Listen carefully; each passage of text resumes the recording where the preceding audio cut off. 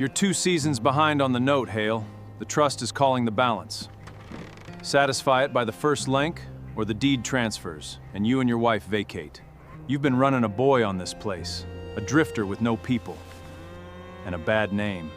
If I were you, Hale, I'd count your saddles before you worry about your note.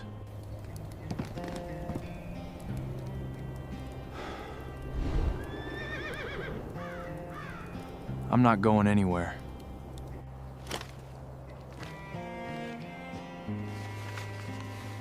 I wouldn't read that deed out just yet.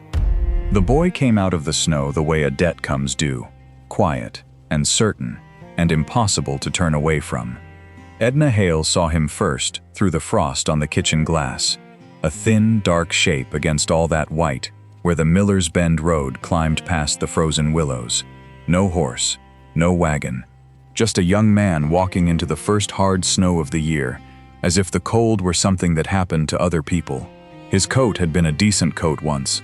His hat sat low and crusted pale at the brim, and he carried a canvas roll over one shoulder, the way a man carries the last thing in the world that still belongs to him. He walked like someone who had learned, and learned early, not to waste what little he had left, not steps, not breath, not hope. Behind her, at the table, Walter Hale sat with the ledger open, and a pencil stub he hadn't touched in an hour. He was 63, and the figures in that book had stopped being figures somewhere around the first frost. They had turned into a kind of weather, something a man endured with his shoulders bent. "Somebody's on the road," Edna said. Walter didn't lift his head. At their age in that country, a stranger in a storm was rarely the start of anything good. They had worked this land in the high folds of the Colorado Front Range for 34 years, in a hollow where the grass came in thick along the creek and thin as a widow's purse everywhere else. They had raised it from a dugout and a lean-to, and a stubbornness that had outlasted drought, a bank panic, and one winter so cruel it had carried off half the herd. And they had raised a son here, Thomas, a boy who could gentle a spooked horse with nothing but his voice and a slow hand, and who had been thrown on the switchback above the north pasture 5 winters back, and did not get up, and was cold before Walter reached him. After Thomas, the ranch went quiet in a way that had nothing to do with sound. Walter still rose before light. Edna still reached for 3 plates some mornings before she remembered, and set the third one back on the shelf without a word, because words about it had run dry years ago. They were not beaten, they were only tired. The particular tiredness of people who have worked hard and lost hard and can no longer run a place this size with 2 sets of aging hands. That was the truth sitting at the bottom of the ledger, heavier than any number Walter could write in it. The knock, when it came, was soft. 2 raps and then a wait, as though the boy on the porch understood that a loud knock at a stranger's door in a blizzard asks too much of the people inside. Edna opened it before Walter could tell her not to. Up close he was younger than his walk. 19, maybe less, with a jaw that hadn't settled on whether to grow a beard, and a split healing badly over one eyebrow that no one had tended. Snow melted in the creases of his coat. He took off his hat, which surprised her, and held it against his chest with both raw hands. "Ma'am, I'm sorry to trouble you in weather like this. I've been walking since the Fairplay Road." His eyes went once, quick, past her shoulder, to the barn, the corral, the handful of heads standing hunched in the lee of the windbreak, then back to her. Not the darting look of a man counting what he might take, just steady and worn thin. "I can see your bays favoring a foot, and your barn doors dragging on a hinge that'll freeze up and jam tonight if it isn't set right. I know cattle and I know horses. My father ran a ranch before we lost it. If you'll let me sleep in your barn, I'll work. For a roof and a plate. That's all I'm asking." Walter filled the doorway the way he filled most doorframes, a big man gone heavy through the middle, with hands that had built a life with nothing but their own strength. He looked the boy over slow, the way he looked at a sky that might turn, giving away none of what he thought. "Where you from?" "Kansas, first, then wherever there was work." A pause, because the boy plainly did not know how to lie in comfort. "Not much work lately." "What's your name, son?" The word son landed on the boy strangely. Something flickered and was gone. "Callum, sir." Callum Reyes. The refusal was already forming. Walter had learned it the hard way. A drifter 2 winters back who'd stayed a week, drunk the horse liniment for the whiskey in it, and walked off in the night with a good saddle and Edna's late mother's brooch. Charity, out here, had a way of costing more than it ever saved. Edna felt the no-gathering in her husband's shoulders, and part of her, the tired part, was almost grateful for it. But she looked at the boy's hands, cracked at the knuckle, bleeding a little at the thumb where the cold had split the skin, and she looked at the way he was standing, not slumped, not begging, but square, as if he had decided that whatever answer came, he would take it standing up straight. "You'll freeze in that barn tonight," Edna said. "There's a cot by the stove in the back room. It was our son's. You can have it the one night, and we'll see about the rest come morning." Walter's jaw tightened, but he did not argue with his wife in front of a stranger. He never had. Callum's throat worked. "I won't give you cause to regret it, ma'am." That first night he ate like a boy who had forgotten the shape of a full plate. Slow at first, careful, then not careful at all, and then ashamed of not being careful, laying his fork down before he was finished, as though good manners cost less than food. Edna filled his cup twice and asked him nothing. Walter watched him over the rim of his own cup and said less. By morning, the boy was already in the barn.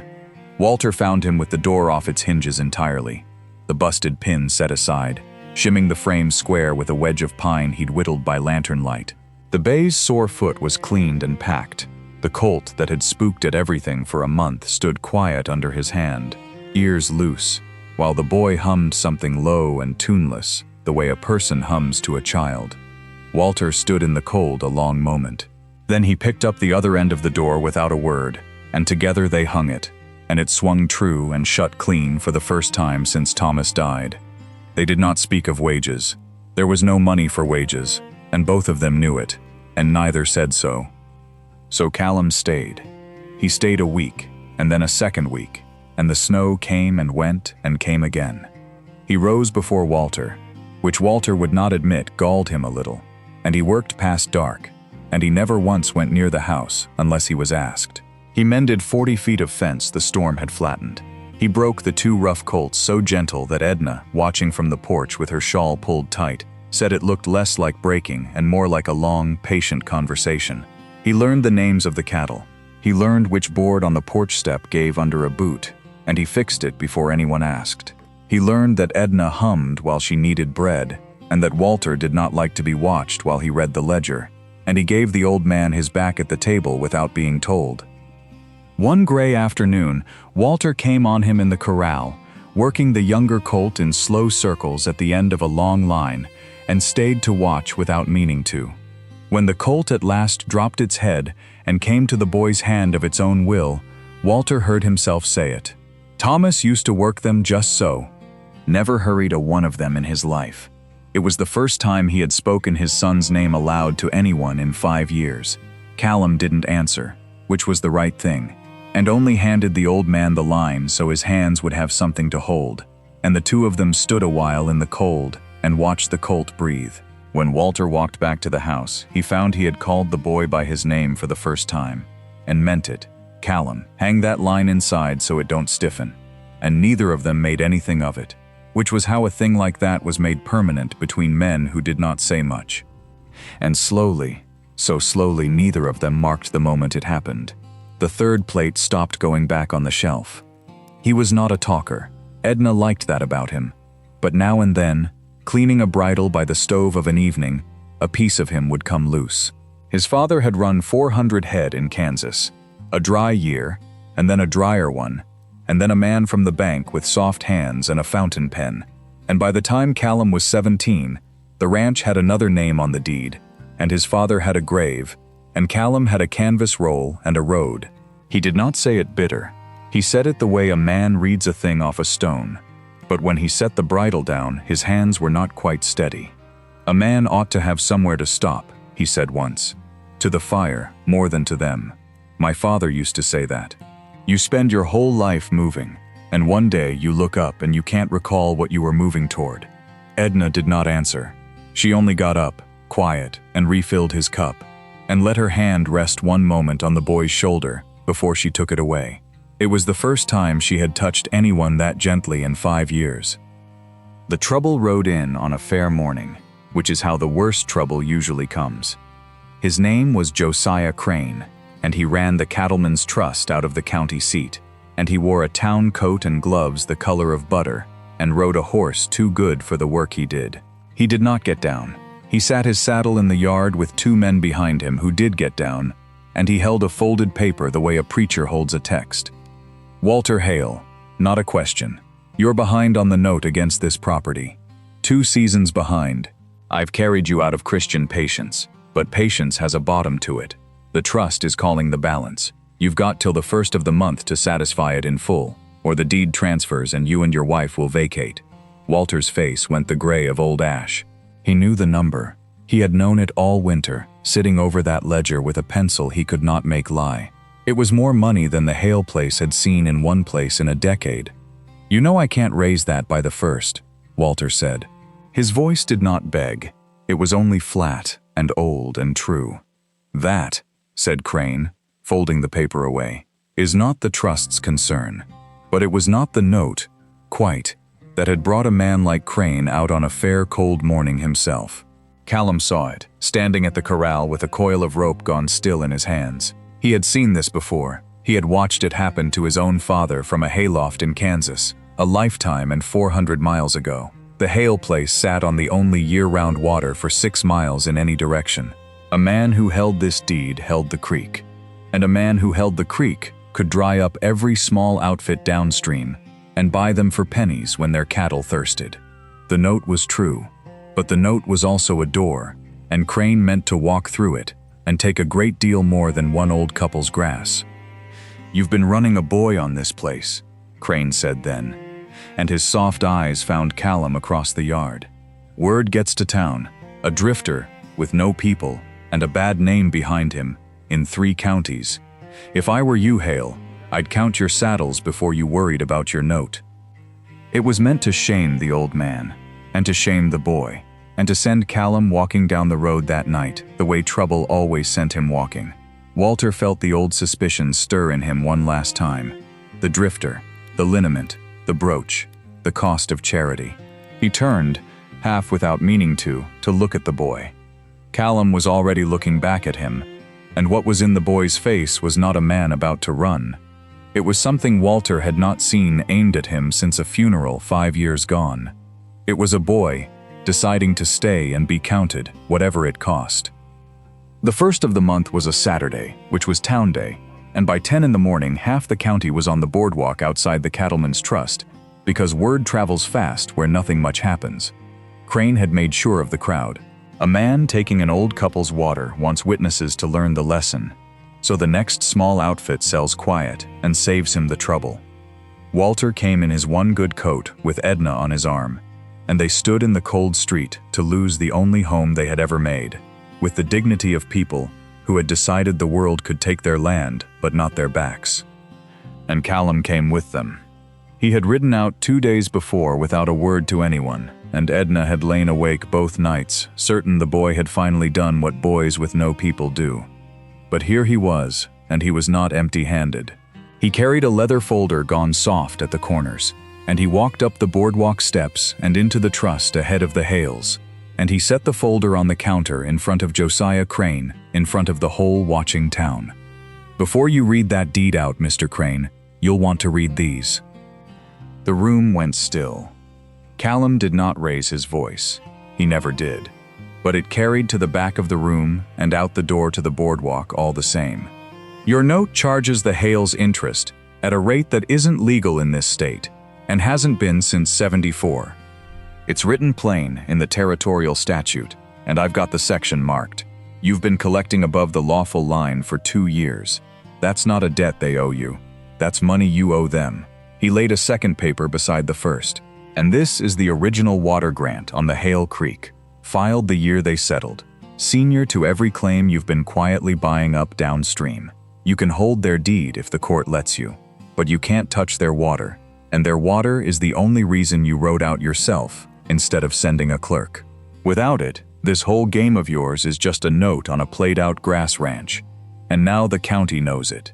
He had spent those 2 days on a hard road to the county seat, and a harder day in a records office. He was no lawyer, and had never claimed to be. But an old clerk in the deed room had taken pity on him, a man who had watched the trust for years and hated it quietly, and who found a boy reading himself blind on the floor among the ledgers. The clerk had put the right book in his hands and set his thumb on the right line. And 2 doors down there was a lawyer who did not love Crane either and would carry the rest. Callum had only had to know enough to ask, because a man who has watched his own father lose everything to a soft-handed man with a pen learns, in time, to read the pen. He had never had a weapon in his life that suited him. But he had this, and he had used it standing in the middle of a room full of people, in the light, with no gun and no fist and no fire. Only the truth, read plain and slow, until there was nowhere left for a thief to stand. Crane's face worked. He looked at the crowd, and the crowd looked back at him, and every small rancher in that room was doing the arithmetic on his own note now, and the arithmetic did not favor the cattleman's trust. "This changes nothing," Crane tried, but the words had gone thin, and everyone in the room heard the bottom fall out of them. "It changes what it can be made to change in front of a judge," Callum said, "and you've got a room full of witnesses to help you remember it accurate." Crane took his gloves and his good horse and his 2 men and left before noon. The note was not gone, but the unlawful weight of it was, and the water was safe, and the lawyer in the county seat had already agreed to carry the Hales' complaint for a share of what came back to them, which, once the unlawful interest was returned, would very near clear the note itself. Walter stood in the emptying street a long time. Then he turned to the boy who had walked into that room ahead of him, with nothing but a soft leather folder, and more grit than most men found in a lifetime. "Why?" Walter said. His voice had gone rough. "You could have been down the road a week ago. Wasn't your fight? Wasn't your land?" Callum was quiet a moment. The snow had started again, soft, catching in the boy's hair. "No, sir," he said. "It wasn't my land. But you set a plate for me when you had every reason not to. You put me in your son's bed and asked me nothing." He looked away, down the white road he had come out of. "A man spends a long time on that road, Mr. Hale. After a while, he forgets he was ever anywhere else. Then somebody sets a plate, and he remembers. A small breath. I couldn't watch it happen to you the way it happened to my father. Not and still call myself anything." They rode home in the wagon through the falling snow, the 3 of them, and none of them spoke, and none of them needed to. It was Edna who said it, that night, at the table, with the lamp low and the boy's plate in its place where it had come to belong. "Callum, we're old, and we've no children, and we've more land than 2 tired people can hold, and no one to hold it after us." She looked at Walter, and Walter gave her the smallest nod, the nod of a man who had already made a decision in his own heart, and only needed his wife to say it out loud. "We can't pay you a wage, but we've got a name and a deed and a creek, and once the note's cleared, they'll be free and clear. Stay, not as a hand, work it with us, and it's a quarter yours now and the rest of it yours when we're gone. Put your name beside ours." The boy who had walked out of a blizzard with everything he owned on his shoulder sat very still. For a long moment he could not speak at all. His hands, those cracked and capable hands, were not steady on the table. "I don't know what to say to that, ma'am." "Say you'll stop," Edna said gently. "You told us once a man ought to have somewhere to stop. This is it, if you'll have it." Callum Reyes bowed his head, and when he lifted it, his eyes were wet and unashamed, and he said the only word that mattered. "Yes." He never took the road again. In the spring, he cleared the north pasture where Thomas had fallen and put it back to grass, and the cattle grew fat on the water Crane never got his gloves on, and in time, the sign at the head of the lane read, "Hale and Reyes," in letters Walter carved himself, slow, over 3 evenings, because his hands were not what they were. And Edna set 3 plates every morning, and every morning all 3 were filled, and never once again did she reach up to put one back on the shelf. Some homes you are born into, and some a person simply opens to you in a storm and asks you to stay. That was the kind these 3 made, and it held.